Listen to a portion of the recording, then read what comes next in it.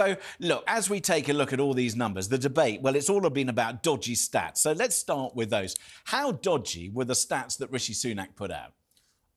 Well, I think that he does have something to shout about in clearing the legacy backlog of asylum seekers. He has got the majority of those 92,000, which he set out last year, removed, or at least processed anyway. The problem is that the government at the moment almost seems intent on snatching defeat from the jaws of victory. This is something which they could really shout about, but rather than just saying, we have managed to get down the majority of legacy asylum backlog cases, which we said we were going to do, instead, he's muddied the waters by, one, putting out that bizarre tweet this morning, we've cleared the backlog entirely. Well, that fell to tatters within the next 5 minutes when the actual Home Office statistics said there was another 99,000 in the actual backlog.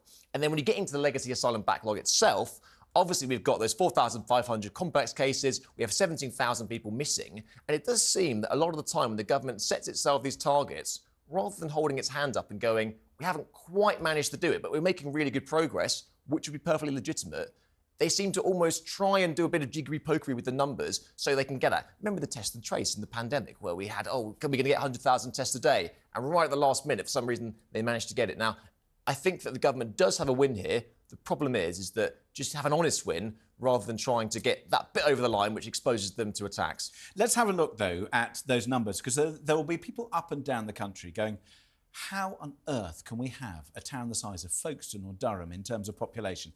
How on earth can we have that many people being granted asylum? Surely there's something wrong with the system if that many people are granted asylum. Yeah, and the government would say, and they were very keen to make the point, is that grant rates are down from previous years. So it's 72%, I think, in 2021, and then 74% in 2022. It's 67% the grant rate for 2023. However, when you put it in those numbers and you lay it bare in terms of a city the size of Folkestone or Durham, that's just illegal migration.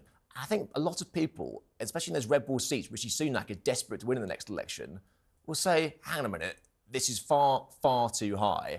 And I think we need to be getting a lot tougher with who we're letting in here. OK, so let's look forward, because today was supposed to be a big sort of flag-waving entry of the new year. Quite why Rishi Sunak thought this was the most important thing on his agenda, I've no idea. But he's made a mess of that. What happens tomorrow in terms of, does he answer the question about barefaced lie? Does he deal with immigration and keep that at the top of the agenda, or does he move on to something else saying, well, that was a disaster, let's pick up something else I can perhaps claim some victory for? I think that this is going to be the year of, one, immigration, and two, the economy. I think those are the two things he is going to focus on until that election, because they're the things he can really sort of claim some victories over. You know, they've got inflation down. Now there's obviously a debate about whether or not that's anything to do with them. The other three priorities, getting down debt, growing the economy, and the NHS, they're out of the water so far. They've done nothing on that. Immigration, which I think why people have found this row quite bizarre, is because they have actually made some tangible progress on this. Now, people will see boats coming across the channel and may not buy into that, but actually, you know, last quarter of last year, you had it down about 67%, and so they do have something to say. And also, as with ever with Tory leaders, they're getting outflanked by the right. And tomorrow, the Reform Party are holding their big New Year's press conference where they're going to really hold Rishi Sunak's feet to the fire. And you can bet that immigration is going to be a massive issue for them. So to counter that offensive by Nigel Farage and Richard Tice, Rishi Sunak's going to have to say something, and I think that he's going to point to that. He is going to have to say something. The question, I suppose, also is about immigration. Should the government be more worried about legal migration, in which we saw a gross number of 1.2 million net of over 700,000, and bringing that down, or this very visible bring down the boats? Look, whilst we've got Storm Henk, I dare say you can stop the boats. Why? Because nobody would be stupid enough to get in a small boat and travel across the channel, hopefully.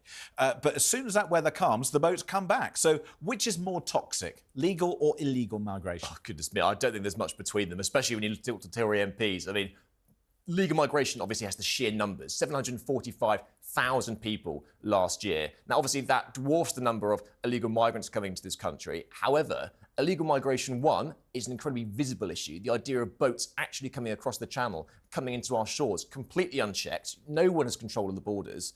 And then obviously is the unfairness of it. You know, at least legal migration, people are actually allowed to come into this country. Illegal migration are making, or what many people see, many voters see, a joke of our migration system and a joke of our borders. And it really, really rubs people up the wrong way. And for Rishi Sunak going into that election, it's going to be a massive either benefit, if he can manage to get it sorted, or it's going to be a massive Achilles heel.